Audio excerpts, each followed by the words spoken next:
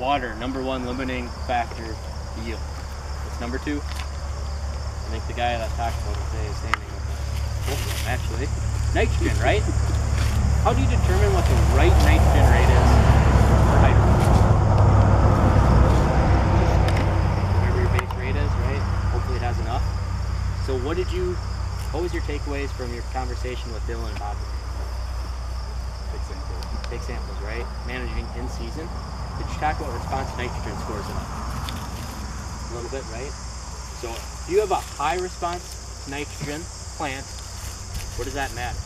So what? What would you differently? High response to nitrogen. Luke, what do you have there? Yep. We'll get there. So I'll walk you guys through what's going on. Okay. So on this side we got silver, and on this side's gold. Okay. 30,000 to 42,000. Okay. 40, 42. Okay, all the same hybrid. So on the silver we just have a base rate of 120 pounds of nitrogen put down. On the gold we got the same base rate. We got an additional 90 pound side dress. Okay, via UAN. And so when we look at this, okay, you know, we change populations and we change management, right? And if we look at, we're putting additional in here that we didn't put here. Does it pay to put the additional in this case, in this form? Probably not, right? We probably just do that one right now, right? You know, especially when we look at 30 to 42, okay? It's still maintain most of its year, even up in population too at the same time, even without the additional nitrogen.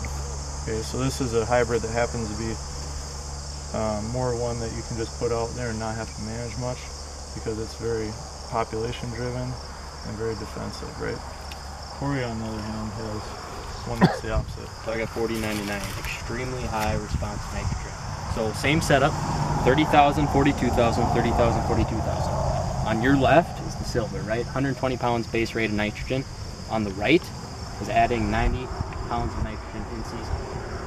So at a 30,000 population, as a result of applying 90 pounds of nitrogen, what do we do to our yield potential?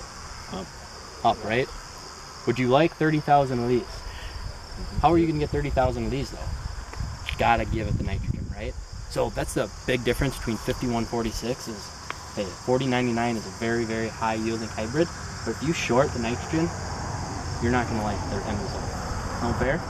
Well, and we, you know, here we're consistent in rows around too.